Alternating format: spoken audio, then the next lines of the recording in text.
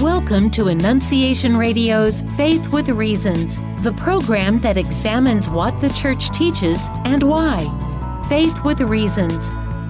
Well, good afternoon and welcome to Faith with Reasons. So glad you could join us for this 547th show of Faith with Reasons.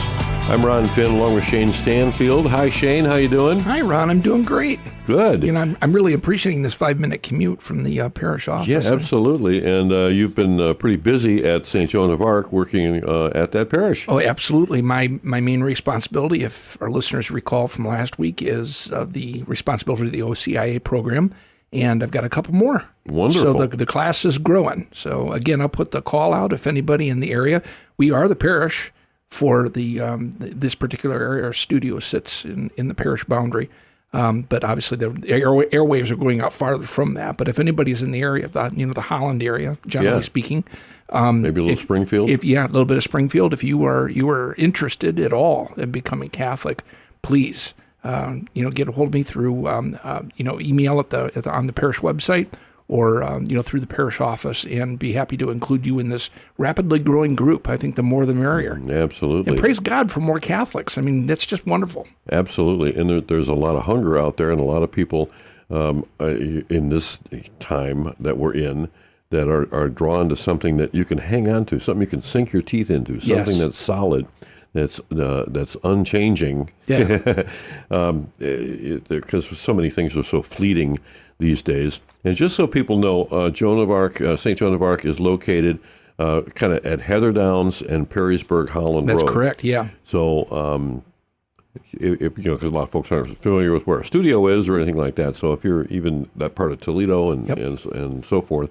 Yeah, definitely get in touch. Yeah, and now the official start of OCIA for this next class is when? The official start is the 16th. It's tentatively going to be every Tuesday evening. 16th of September. 16th of September, yeah. So it'll start on the 16th. I mean, if we've got a latecomer and they miss a couple classes, I'll be happy to work with anybody to get them brought into the group, if necessary. And we've got a lot of people out there that really know faith in general.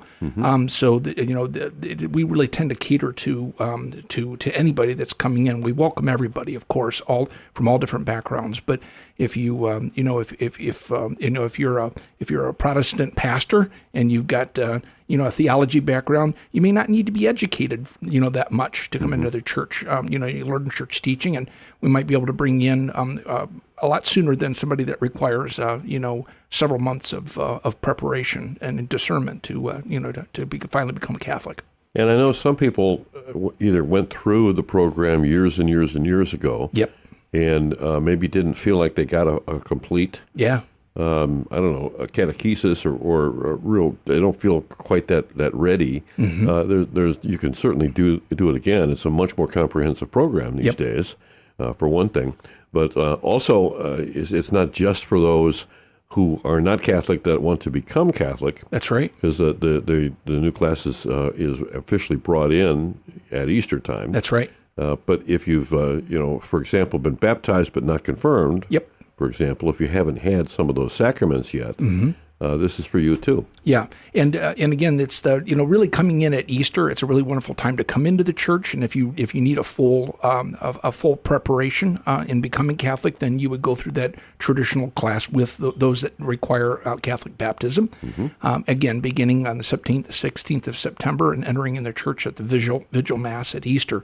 But there could be somebody that is starting the class that just needs, like you said, they've gone through the class once before, they weren't ready, and they're coming back. They may not need a full education. Those individuals can be brought in basically at any time, at any Mass. And you brought up an interesting but unusual circumstance where you may have been baptized as Catholic, and you may have missed sacrament for whatever reason. You have one individual already that is going through. Basically, we're going to meet and figure out where she stands with her knowledge of Catholic faith, but it's quite possible that we only need to meet a couple of times, and then those individuals are actually brought in by the bishop as a requirement on Pentecost Sunday. They're and for the most part they are practicing Catholics. They may have had their. I wouldn't say that's the case for everybody. They may have been baptized. They may not have been practicing Catholicism. But in this case, this individual has been receiving communion and has been going to confession. So it's just a matter of, tying up these loose ends. So. Yeah. And it's worth noting, too, that this isn't just a St. Joan of Arc program. It's the same. Every Catholic parish has one.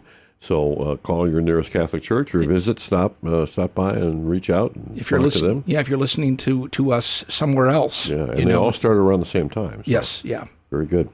All right, well, it's wonderful work that you're doing there. Wow. And so much need for it as well. Well, on today's edition of Faith with Reasons, we are so blessed to welcome Father David Kidd, who is the director of the Toledo Diocesan Office of Priestly Vocations. And if you've paid any attention at all, you know how active this office is. Father David Kidd doing just a tremendous job of reaching young men and who might be open to the call to the priesthood, discerning and learning more about it. There's plenty of opportunities. And, some very interesting and exciting events coming up for vocations. So let me welcome Father David Kidd to Faith with Reasons. Hello, Father. How are you? Hey, Ron, Shane. Thanks so much for having me today. Well, Thank thanks you so much for coming in. And boy, oh boy, we're praying for vocations every day. And, of course, as the bishop has asked, a Hail Mary and weekly fasting, or a daily Hail Mary for vocations. And we hear your prayer for vocations on our radio stations every day, so several times a day, as a matter of fact. So we need to keep praying for it. And I know that you're feeling those prayers, aren't you? Very much so. And I tell you, that's the big thing I keep hitting wherever I go is we got to always start with prayer, and it's the fruit of the prayer of people expressing that desire for vocations of priesthood and religious life. And of course, they don't come without having great holy disciples and holy families, as the bishop points out quite frequently. And so we need that going on in our parishes and strong families in order to make that a reality for our diocese. Absolutely. And I think we sometimes forget that we have a role in fostering vocations, and we forget. And I want to talk about your own vocation as well, and how much you hear so often about, I would have never considered the priesthood beyond just a private thought once in a while, until someone said to me, hey, have you ever thought about looking into the priesthood? Or they've suggested you'd be a good candidate for the priesthood. Did you find that to be the case when you were coming up?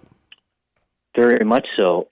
I didn't even think about it till I was 18 years old, a senior in high school, and my principal at Lima Central Catholic, Father Todd Dominic at the time, asked that question of me. And I bring it up often, with people I talk with, because I say, 89% of all the guys that were ordained this year in our country, 89% of them that were ordained in the United States, said it was someone at their school or in their parish or in their family, in their neighborhood or on their farm that said, you would make a great priest. And then they told them why that was the case, right? So they laid out the virtues, the traits, the skill sets that the person thought reason why they would make for a great priest. And that's so important. It was so true for me as a senior in high school. Boy, and it's a good reminder, too, that these gifts that we all have are all gifts from God, and He has chosen us for a purpose in our life, whatever that may be. And when you point out, what someone's attributes are, or what they bring to the table, so to speak, or what predisposes them a little bit for priestly life, you can point to specific things and remind them, these are gifts that God gave you. Exactly. And as you point out, the question is, for what purpose? Why did He give me these gifts? Right? Often when I'm working with a young man, I ask that question: Why do you think God gave you that gift? And part of it is we realize, God's always preparing us for things that will come on later. It's maybe specifically our call because since we're all called to sainthood, to be saints, but also too within our role as a husband, father, or as a wife, mother, whether it's a religious sister, whether that's as a priest, a religious brother. It's like God's also preparing me for that particular role that He's called me to. Because I think so many times people, we can easily dwell on our own unworthiness, and yet God always equips those that He calls. He doesn't call the equipped, right? He doesn't look for everything that's perfectly in this one person and then call them. He says, no, I'm going to give you what you need because I'm calling you. to this vocation. And you appears to me that you did this in a very roundabout way because you were told this. You were told something in high school, and then you went and joined the Army, and you went and served in, it looks like, combat duty in Kuwait.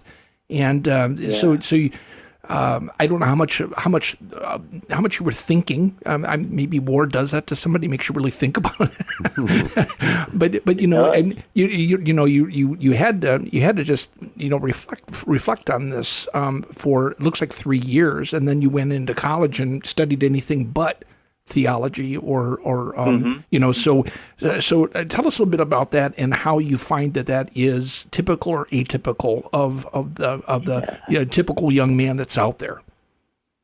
Well, we often, people ask us what are our plans, after high school, and I think sometimes we feel guilty, like as if we have to have everything figured out. Yep. right then and there. Yeah. The pressure's on for myself too, right? Yeah. It's like I gotta have this whole plan mapped out for the next 70 years of my life. And so I said to Father Todd at the time, I said, Father, the priesthood's great. And, he had took us on a journey to the Josephinum in Columbus, the Catholic seminary in Columbus. And, got a tour of the place and got to taste the food, which is always important, and talk to the seminarians and the priests there. But when we got back, Father said, what do you think? And I said, well, here's what I want to do. And as we often do, we tell God our plans, and if we want to make God laugh, we tell him our plans. So I just said, this is what I want to do. I want to go to Ashland University and study economics and political science. And he says, that's great. He was very supportive, which was good. And I always say, too, and I think it's true for me, is God will use our interests and our passions, our desires, and then if we're truly desiring his will, he's going to use those ultimately for the greater glory of him. And so, after going off to college then, and then, I joined the military, was dating a wonderful girl at the time. And I worked in D.C. for a little bit, for a summer. And it's like all those things were great experiences. And I had interest and desire to pursue those. Ultimately, it's not what I'm doing now, but God used all of those, So I think the case of the military was kind of God saying, well, if you're willing to serve your country, why not are you willing to serve me? Yeah. Yeah. And I'm like, well, that's a good point, Lord. That's a good point. Join this other army, yeah. So, it helped start to view my life then as not what I want to do, but what does God want to do in and through me? Mm-hmm. And once I started asking that type of question, that's when it became clear God's call was for me for the priesthood. I had, when I was considering the priesthood very intently, I had decided to break up with my girlfriend and had gone back home to Lima to work for my German teacher from high school, who was an attorney in town as well, and worked for his sister at a title company, First Lima Title. And it was there that, when I wasn't working during the day, I would go and spend a lot of time in front of the Blessed Sacrament. And it was there that, and I tell people this, guys, this is so important. The biggest disruptor to us knowing God's plan is us not praying. Yeah. So we're not praying. We're not developing that good relationship with our Lord. The clarity that we're seeking is just not going to come. Even if it's called to married life or to single life or to religious life, it's not going to come if we're not taking the time to truly seek out the Lord in prayer. And part of it is honing our ear, right, to his voice. Feel like, wait, well, what's God's voice sound like? Well, we need to read his word in Scripture, right, in the Bible. And the more we do that, and the more we rest in the Lord's word, the better our ear is going to be attuned to God's voice and what he's calling us to do. And that was so true for me, just spending that time in prayer. So by the time my unit, my National Guard unit, was getting ready to deploy, I was pretty clear God was like calling me to the priesthood. But I made this commitment to the Army first, and we were in the middle of two wars at that time, the war in Afghanistan, the war in Iraq. And I said, well, I made that commitment. I want to honor that commitment. And so it was in the middle of my deployment to Kuwait that I visited. I came back home for a little R&R, a little rest and relaxation. Mm-hmm. And each of us had 12 days to go home. And I, at that time, then I had the opportunity to go to lunch with the vocation director. And at that time, it was Father Adam Hertzfeld, who's now the pastor in Findlay. Yeah, Mm-hmm. yeah. Wow. And that was so helpful for me. And we, spent 2 hours there at lunch, the old Packard Grill in Lima, and that's a spot it's not even there anymore, actually. But at the end of that conversation, he gave me the application right there to apply, and I filled that sucker out and sent it in 2 days before I headed back to my deployment.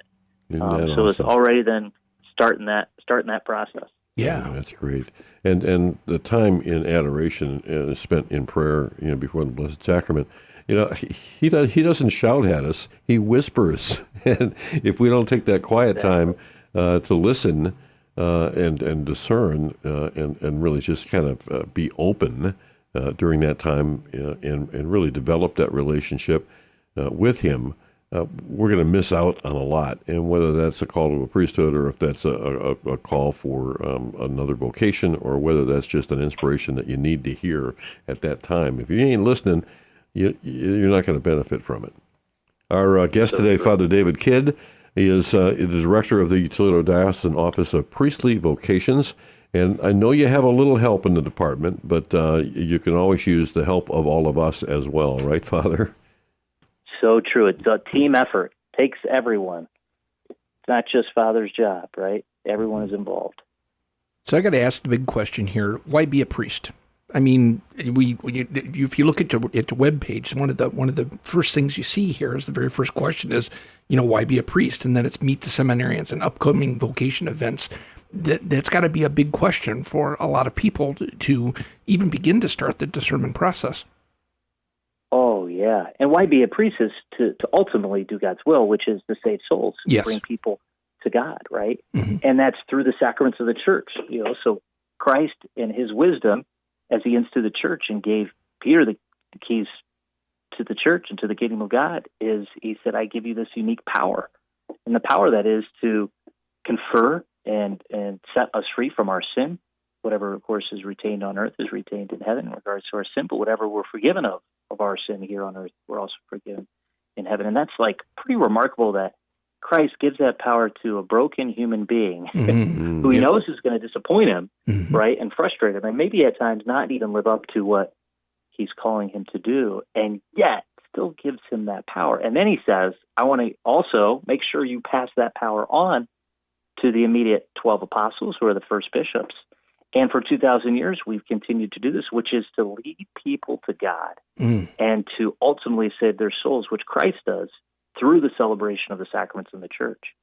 And so, he trusts fallen human beings to do that, which is pretty amazing, right? It's like, Lord, talk about, us trusting God, but God placed a lot of trust in us to do that. And that's such a humble, awesome responsibility, and it's a gift, right? It's a gift to be called to that. And if we're called to that, God's going to give us what we need in order to celebrate that. So that's why you want to be a priest.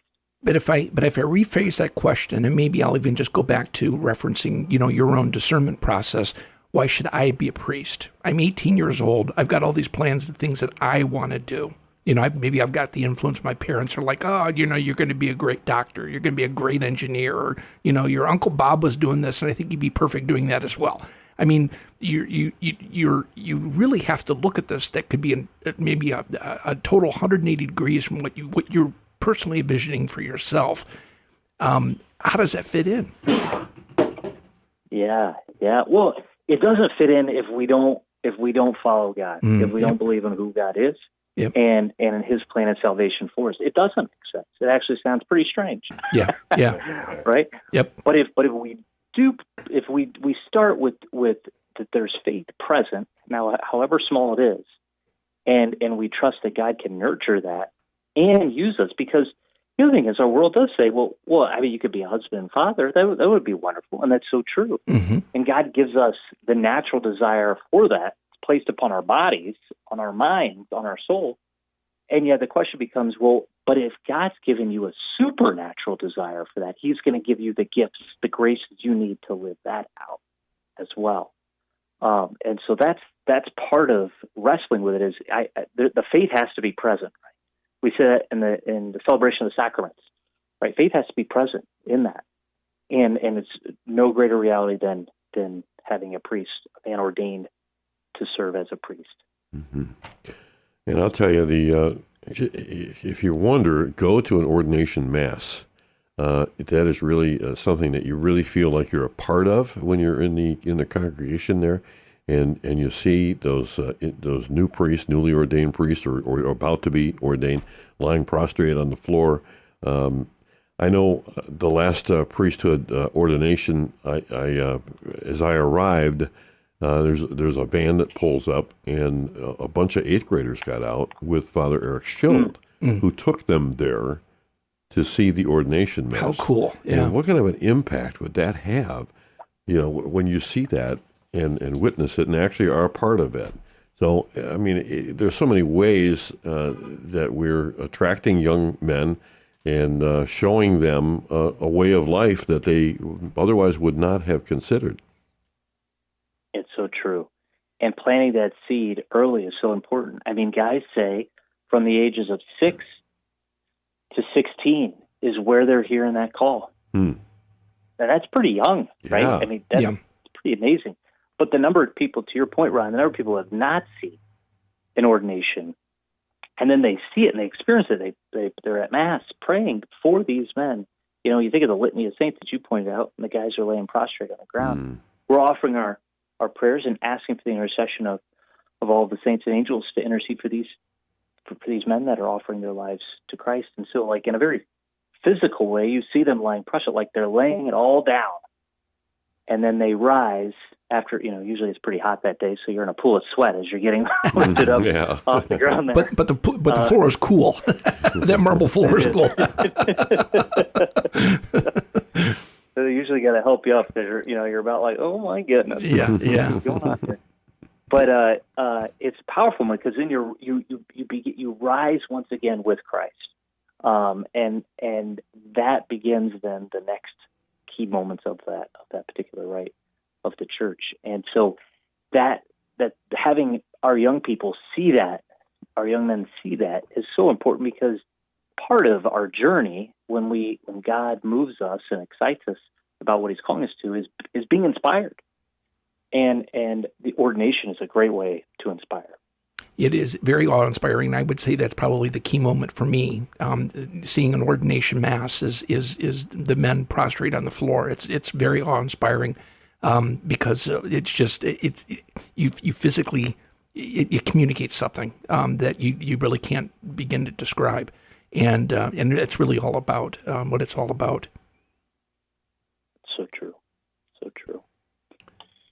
And of course, it's an amazing gift.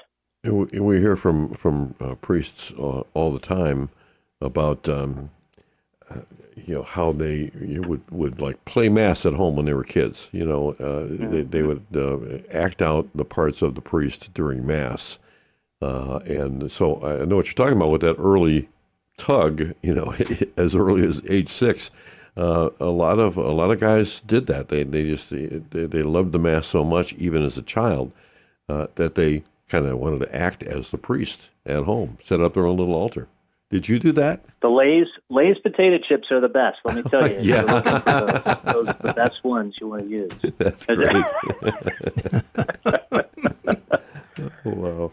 But now, go ahead. I'm sorry. I was just going to say, now for the process for men, obviously you have to count the cost, because there is some education. You got to have the wherewithal, and I'm sure there is some help that's available to guys.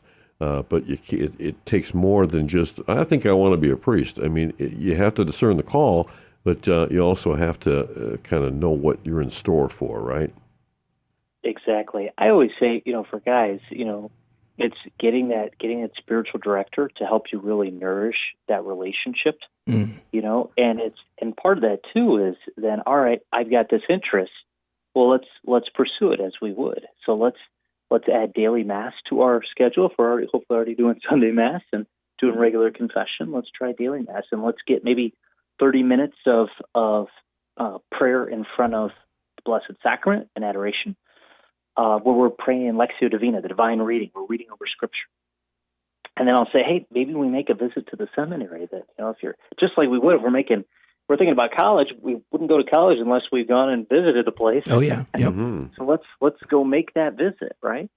And then I say let's also do a retreat, right? Because if we're taking these next steps, they're going to help us bring clarity to what God's calling us to. If we're not praying, we're not going to Mass, if we're not making that visit, we're not going on a retreat, then it's like, well, it's not going to work. I had a young man I was talking with about a year ago and just said, hey, how's it going? Good. I said, how's Mass going? Oh, all right.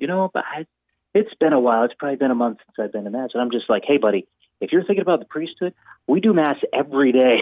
Yeah. You may not really like this then. Yeah. May not be for you then, right? And so part of that is recognizing like what's essential to the priest is his prayer with and for the church, right? So as a priest, we make those promises of celibacy, of obedience and prayer. And prayer is so key to that because we're praying the liturgy hours every day, right? And we're doing that for the people of God.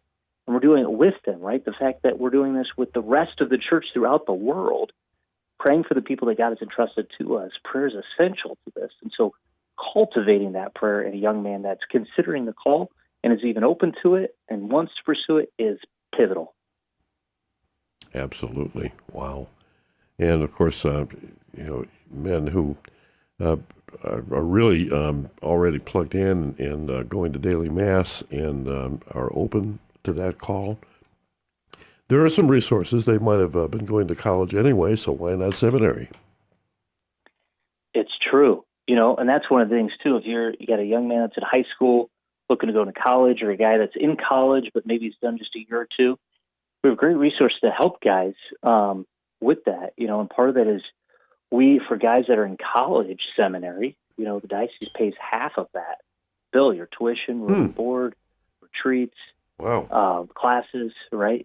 Once a guy gets into theology then, which we call configuration now with the new program for priestly formation, configuring our life to Christ, then the diocese pays for everything, which is pretty amazing. It's wow, that is. I did not know that. Very, very generous. And for a guy that's entering, let's say he's got his college degree and maybe he's been working a year or two, actually then we pay for all of that, which is awesome. And part of that is the investment we're placing in our future men, whether they be priests or let's say, they discern God's call to married life. We think we're investing in the future by doing that. Certainly benefits the diocese. Absolutely. All right, we're going to take a little bit of a break. Father David Kidd is going to rejoin us after this break. Maybe you are called to priesthood. Think about that during the break. We're going to ask for a show of hands after the break. We'll be right back. Thinking about separation or divorce? Retrovi is a Christian peer ministry designed to help troubled couples regain the health of their marriage. It helps spouses reawaken the love, trust, and commitment that originally brought them together. Retrovi has helped tens of thousands of couples around the world. To learn more about Retrovi or to register for a weekend near you, call 1-800-470-2230 or visit us on the web at www.helpourmarriage.com. Living the Beatitudes with Father Bjorn. Blessed are those who mourn, for they shall be comforted. This strange beatitude reminds us that Jesus is challenging us with his ways to heaven on a new exodus. We're leaving behind the Egypt of this world to find the eternal paradise of heaven. When we tend to think of happiness, we tend to think of it in a self-centered way, a possession of a temporary good or passing fancy. But Jesus is calling us into eternal happiness. And actually, morality is a search for happiness, says Dominican priest Servais Pinckaers. We're looking to be happy, and a lot of times we end up at dead-end roads that don't lead us to where we want to go. How can we be blessed when we mourn? In sorrow and difficulty, hardship and cross, we are called closer to Jesus. It's God's fingerprint in our heart reminding us that we're made for eternal happiness. Blessed are those who mourn, for they shall be comforted. EWTN. Live truth. Live Catholic. Your St. Vincent de Paul Toledo thrift store has moved. Our new location is 5311 Airport Highway in the Airport Square Shopping Center, right next to Pet Supplies Plus at Airport and Reynolds. Come check out our new store. Open from 10 a.m. to 5 p.m. Monday through Saturday, accepting donations from 10 to 4. Come see the new location of the St. Vincent de Paul Toledo Thrift Store, Airport Highway at Reynolds Road. Now, back to Faith with Reasons here on Annunciation Radio. Hey, welcome back here. Shane Stanford with Ron Finn, and today we're blessed to have with us Father David Kidd. He's the director of the Office of Priestly Vocations here in the Diocese of Toledo. Father David grew up in Lima, Ohio with his parents and 3 siblings, and he attended St. Charles Borromeo Catholic Church, graduated from Lima Central Catholic High School, and he was a U.S. soldier for 3 years in the Army National Guard, state of Ohio, deployed to Kuwait for Operation Iraqi Freedom. During his time in the Army, Father David also attended Ashland University, studying his political science and economics.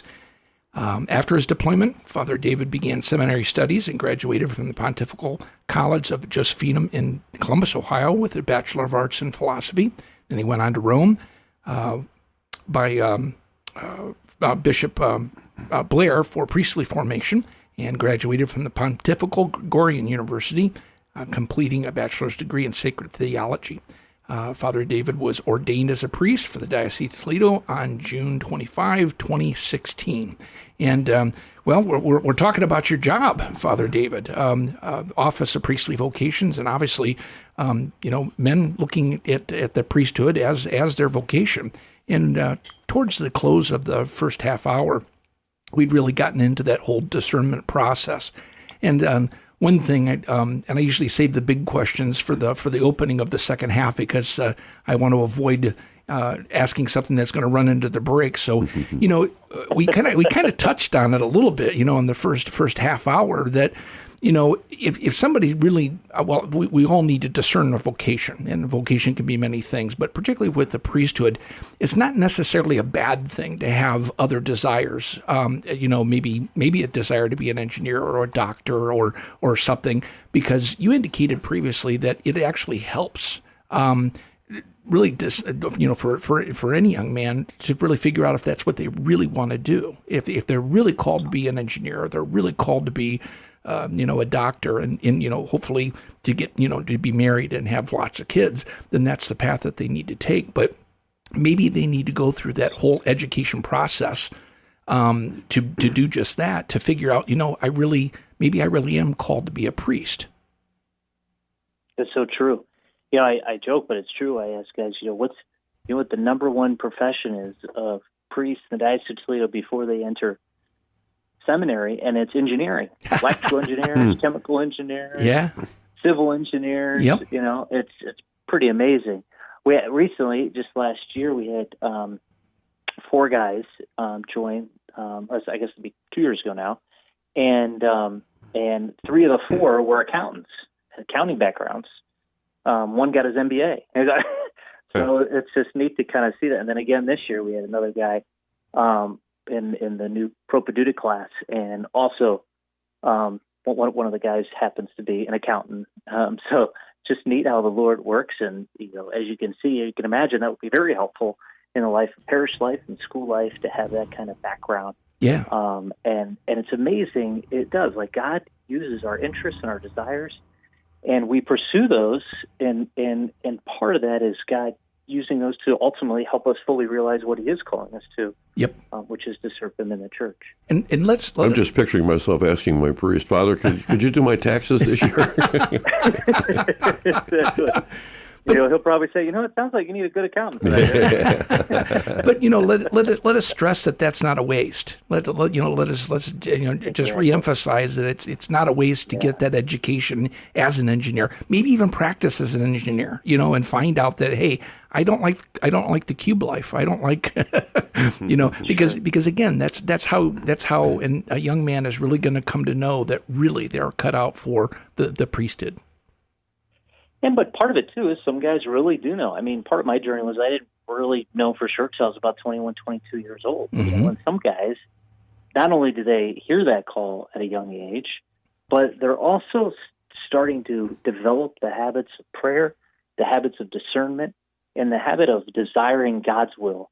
And so some, by the time they're graduating high school, they're actually ready to pursue that. And they realize they can't actually do other things until they pursue that. I said, now I wasn't at that point. I wasn't ready, for that. Yeah. But guys are, and it's pretty amazing to see the Spirit moving in our high school men to kind of consider it, because they want the challenge. I think they want the adventure, and they realize that a role of the priest is pretty remarkable. And no day is the same. And part of that is understanding how God calls us, and He calls us at different moments in our life. Sometimes it's at deep moments of tragedy. Sometimes it's at moments of great success. We had one guy who was playing golf in college, played golf at Eastern Michigan and also at Florida Southern. And he was the Ohio Amateur Champion for the state of Ohio in 2021. And he said it was at that moment, right after I won that I actually woke up the next day and realized, well, it's pretty empty. It's pretty amazing I won, but then what's next? Is that really what's supposed to satisfy me? Wow. And it started him on this kind of further journey of desiring God's call, and ultimately to joining seminary.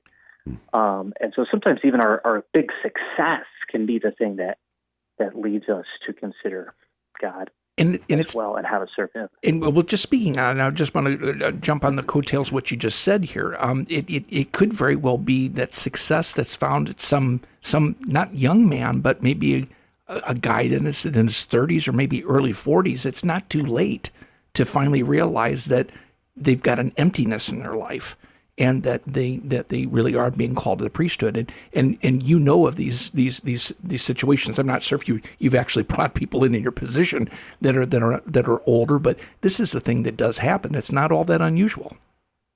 Right. And I think as you shared, it's God moving us in the journey that we're at, and these experiences help shape us and prepare us for the ministry life in a way we never even thought was possible. And so guys' backgrounds are unique in that too. We had a guy who was Father Travis Colley, who was just ordained back in May, and of course he was in two bands when he was in Columbus, two rock bands, and so it's he's a very humble guy, but talk about getting used to being in front of people, right? And sometimes that can be a big thing that keeps a good young man from pursuing priesthood. Boy, you're in front of all these people and you got to talk every time, and and it's like, boy, who would have thought just that experience of being out in front of crowds in a rock band actually helps just gain that confidence of I can do this. I can, by God's grace and formation and education and learning, that I can actually come to this, and just those experiences we never even thought how would the two relate. Actually can be very helpful. Now, Father David, obviously we need priests, and I think the process that the discernment and the program that we have and the church has now, it wasn't always the case. It was sometimes in our past history. There's been a lot of priests ordained, but not necessarily the formation needed. I don't know how to put that delicately, but it seems like these days we're doing a much better job of forming these men. Yes. Oh, so true. And I think in a very integrated, holistic way, right? Because I think often we think of education and the formation of God, and we just think academics, which is true, and they, can follow a calendar year. But it's amazing. The new program for priesthood formation was put out in 2023 by Pope Francis. It was more of a very much integrated way. So even the way we mark each of the years of formation is not by academics, but by an integrated understanding of the person. And so each phase, so the first phase, we call the first year of seminary is just called the propedeutic year, which is kind of the pre-teaching.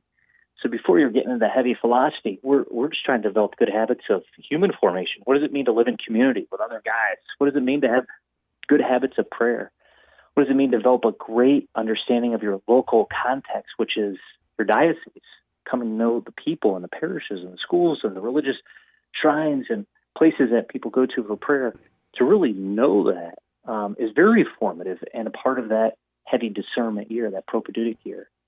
Those next years of formation, we call it we think like college, seminary, or pre-theology before guys get into theology. But they call that discipleship, meaning I need to be formed as a disciple of Jesus Christ. I need to know what it means to follow him, which means I need to deny myself and pick up my cross in order to follow him. And those years of discipleship, which would be like college years, or you've got your college degree and you need to get into the philosophy, are pivotal to that. Then when you're moving on into theology, we call that configuration, that we're trying to form our life after the life of Jesus Christ. So your theology studies are ultimately for that purpose of integrating you in a human way, in an intellectual way, in a spiritual way, and in your pastoral works, your service, integrating the whole person in that. So instead of using it as an academic term, I'm studying theology, right? Theology 1, theology 2. It's configuration. How am I in each year configuring my life to Christ? And then that last part we call the vocational synthesis. So your vocation, you're synthesizing everything. You're bringing together everything you've learned into a final internship of 6 months in preparation for ultimately being a priest. So an internship at a parish, at a local parish, for the purpose of being ready then to be ordained to the priesthood. So obviously exhaustive and thorough, but it's got to really, if you've discerned that call to the priesthood, you've got to really feel fulfilled every step along the way, because you know that you're getting more than just a preliminary kind of overview. You're really getting in depth and developing the whole person and so forth. Now, the current seminary class, you have some wonderful men that are currently in the program, and they're at various stages, right? So how many will be ordained, in obviously, God willing, they'll all be ordained. Yeah. But they're all in a different time frame too, right? Because they may have started at a different time. Exactly. Yeah. So we ordained 3 this past year. So Father Eric Hoffman, Father Travis Colley, and Father Kevin McGraw. They're each from the southern part of our diocese, which is interesting. So from Lima, Bluffton, and Glandorf. And they're serving in Mansfield and Norwalk and in Defiance currently. This coming year, we had ordained, Bishop had ordained Andrew Messer to the transitional diaconate. He'll be, God willing, ordained a priest next year. And then, God willing, Evan Sekurik, who's in Configuration 3, he'll be, God willing, ordained a deacon then, transitional deacon, this coming May. So we have 14 seminarians total, 6 of which are new, which is pretty exciting. And that's the highest, actually, increase of numbers of seminarians in 1 year we've had in about 10 years, actually. Wow, that's awesome. Great pretty news. Cool. Yeah. So we're moving in the right direction. Have a lot of great help and support from brother priests, which is awesome. And these guys are incredible. So the guys that started us off this coming year that are joining, 3 of them had transferred in from previous dioceses or other religious communities. So you think of Colin Goshi was actually studying for Columbus, and but he's from Newrigal, from Seneca County. I think I said that just right. Yeah. It's pretty amazing. He was studying him in Columbus, went to Ohio State, and was working for Nationwide Insurance, and then was working for a marketing firm for political campaigns. And then realized God was calling the priesthood and joined in Columbus because he was right there in Columbus, but realizing this tug on his heart to return home. Praise God. To the Diocese of Toledo. Yeah. Same thing with Dino Piccinini. Dino was studying for the Diocese of Green Bay, but his home parish is Rosia Cathedral. Grew up going to Rosia Cathedral. And so after spending 3 years there, tug on the heart to want to come back home, ultimately to serve people in the Diocese of Toledo. And then Joseph Kokendorfer was studying last 5 years, actually, with the Oblates of St. Francis de Sales, awesome guys. And it was really this tug on his heart to say, boy, I'm considering more diocesan life. And it's just amazing what God does with that. And then 3 guys that'll be in their propedeutic year would be, we have actually Robert Kelly, who will be at Mount St. Mary's, actually just literally arrived on Sunday, which is pretty cool. Adam Major, who's from Toledo St. Joseph, and Robert was studying or was working down at Damascus at Centerburg, Camp Damascus, which we know well. Yeah. As a missionary there. Adam was a freshman at the University of Toledo, was a Rocket, and then made that jump then into into college seminary. He'll be at Sacred Heart in Detroit. Actually, just arrived there last Friday after we did our night procession and mass with the bishop at Cary at Our Lady Consolation Shrine. And then Derek Schwartzlander, who was an accountant down in Cincinnati, but grew up right in Bluffton, Ohio. In fact, fun note, his catechist growing up in CCD was none other than Father Travis Colley, who was helping out at the time in the youth ministry program there at St. Mary's in Bluffton, which is pretty cool. Yeah. So Derek's at Mount St. Mary's starting in his propedeutic year as well. Boy, nothing attracts vocations to the priesthood like active priests that are personable, and that people see that and they go, "Boy, he looks so happy. Look at the joy." So true. It's so like true. you're not looking at some downtrodden, overworked guy. Grouchy. Yeah, exactly. I mean, they're obviously, and you see that in just about every priest you meet. There's a joy there that is almost, you can't quite put your finger on it, but you know there's something. They've got something that's attractive. Yes, so true. And, as one great philosopher said it best, there's no greater sign than God of God's presence in someone than the joy they have on their heart. And the joy it does. And I was telling the guys, I said, what creates more seminarians is more seminarians. And what creates more priests is more seminarians. So as you see here, this is how this works, And so constantly encouraging, and I think that witness, their public witness, is so important. As we had our seminarians, this first time we kind of did this in February, we had them go out all to parishes throughout our diocese and talk about their vocation story, share their vocation story with people. And I think people were very moved. I got a lot of great feedback from people that just moved by hearing their story and letting them share how God moved their heart. And that stuff, I think God's doing it, but it's helping us be aware of it too. I think it's which makes it so encouraging and so hopeful for our future. Yeah. So, obviously we have an opportune time. It's better to obviously move into the priesthood. It's better, obviously for the diocese in that regard of age. But there might be a listener out there that is single, that is maybe feeling like they've missed the boat. At what point does a diocese typically say, Thanks for your interest, but you might be a little bit too old for us to invest in you. Sure. We say anywhere between 18 to 40, and of course there's a case by case basis. So you could have someone in church like, oh my gosh, this is a great guy, and he's really considerate and got this great education, background, experience, and work experience. This could work. I mean, that could very well work. Sometimes though, you realize it's you're investing in the future, and you're saying, boy, I could have a great guy, and he's an awesome guy, and he's 65 years old, and it's like, hey, brother, you're awesome, but by the time we get you out of seminary, it's not going to be the same thing of a guy that's going to be ordained for 40, 50, 60 years. So let's just kind of try as best we can look to the future in that sense.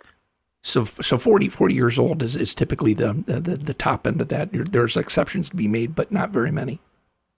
Correct. Okay. Correct. Yeah. When you talk about some wonderful events, when they can go out and talk to people about their own vocation, I mean that's pretty creative to be able to put them in that position, because it's got to further their own feelings as well as inspiring others around them. But you're constantly, and that's what I love about what you're doing with your position here as director of the Priestly Vocations Office. You're really coming up with some great creative ways to not only engage these men, but also engage us, the faithful, to get involved a little bit more. And I want to make sure that we cover all the things that are coming up. I'm especially intrigued by what is the second annual walk for the priesthood, Walk for Vocations. That's coming up. Yes, that's coming up. Yeah, so September 28th, 29th, 30th, and October 1st. So 4 days, 70-plus miles. Bring some water and some comfortable shoes. It's funny. We had people join us on the first day, which was 13 miles going from Our Lady of Mount Carmel in Bono, Ohio, all the way down to Genoa Our Lady of Lourdes. That was a great 13-mile trek we just do in the afternoon. And, of course, little stops along the way and, bring a little snack. But make sure you bring comfortable shoes is so important as we do that. The second day, we're actually going to have Mass in the morning at Our Lady of Lourdes in Genoa, and then we take off to do about 19 miles to Fremont. We head out to Fremont, St. Joseph Parish, and then we will, that next day, the third day, we have Mass again in the morning, and we're leaving from Fremont to go to Tiffin St. Mary's, and that's 21 miles. I was going to say that's a hike. So it's a pretty good hike. Yeah. And then that last day, we get up and bandage all of our blisters up, and then we head out from there. And so we go then from Tiffin all the way to Cary, and we close out with Mass there at the Basilica, in the Upper Basilica. It's really cool. We had people join us. We had a 11-year-old boy and his mom join us for the 21-mile day. He did it in Crocs, and she did it in flip-flops. So I don't recommend that, but Wow. and you had other groups joining us throughout the time. So often people just doing a day or two. And then we actually, right as we were walking into Cary, and we had a whole group of families with little kids kind of join us for the last hour and last mile into town there, which was just wonderful. It was perfect. So, Monsignor Oxley and Father Joseph Momini and I are doing that once again, and really encourage people to join us in that effort. Yeah, and it's kind of cool because people can join for 1 day or 2 days or in their area, or they can really show up for that Mass at those locations each day, and then walk each day with you. You get time in between to rest up, right? So exactly. And we do, as we walk, we'll do a rosary, we'll do a little holy hour of silence as we walk as well. So even if you can't make us, even just praying intentionally every day, doing your rosary, maybe offering going to Mass that day because you got to go off to work, and just offering that for more awesome priests and religious sisters would be awesome. We would love that. So know that even if you can't physically make it, that your prayers and your acts of penance go a long way in helping all the more beg the Lord to send us more great priests for the harvest. And I know a lot of the walk is rural, but still you picture all these cars going by and you see all these people walking. It's going to make you curious, and then everybody else gets to kind of join in by thinking about it, spotting it, praying while they're driving, and so forth. Just a great way to engage people in the gift of vocations and our role to play in it as well. And of course, as you embark upon this 70 plus miles, I don't know if you take you must have to take a little time off afterward to rest up a little bit, but it's like you're right back on it, because then there's another Andrew dinner coming up, and you've got a couple of them a month, right? That's right, yeah. So we just had our first one actually in Mansfield just this past Sunday on the 17th, and we had 39 guys come out for the deanery out there. Say Juan Diego Deanery. It was awesome. It was so beautiful, and priests did a great job. Mansfield St. Peter's hosted, and the priest did a great job of inviting guys to it.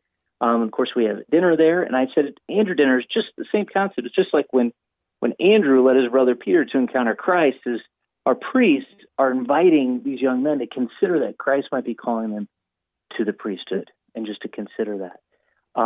And so we've got one for each deanery. So our next one's coming up is actually September 14th, and that's going to be right in Fremont there. And then pretty much one about every week or every other week for the next about 6 weeks, which is pretty cool, running us through November. So, and these run a couple of hours. That one's 1 to 3 p.m. Is that pretty typical for the Andrew dinners? Yeah, it's an opportunity. We'll come in, we'll get greeted, we'll get you checked in, and we'll then go right into praying daytime prayer or evening prayer for that particular day. So it's a great prayer of the church, right? That Jesus Christ himself learned how to pray the Psalms. And I said, you think if Jesus was praying those Psalms, don't you think we should be praying those Psalms? And if Mary and Joseph taught him to pray those Psalms, then we should be praying them too. So it's introducing him to that prayer of the church and the prayer that the priest says every day. And then we go down, we have a meal together, get to talk, and usually have a priest at each of the tables there. And then I have two of the priests share their vocation story what kind of moved them to consider this call, the priesthood.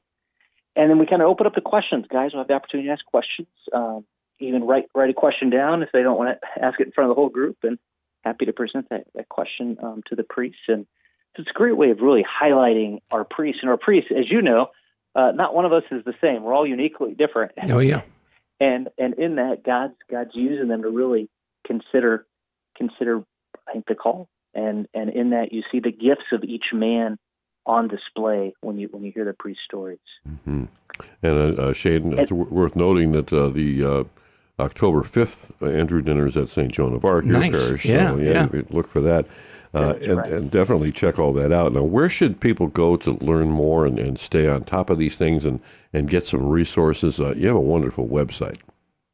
Thanks. Yeah, people can go to ToledoPriesthood.org, and there's a number of different buttons they can click. But the events page, we'll have a lot of great material there. Resources has a lot of great information there, not just for the guys discerning, but maybe you're a teacher looking for information on what to do in your classroom, or a principal, and you're looking for information to get to your teachers. A lot of great resources there. We got the Chalice program.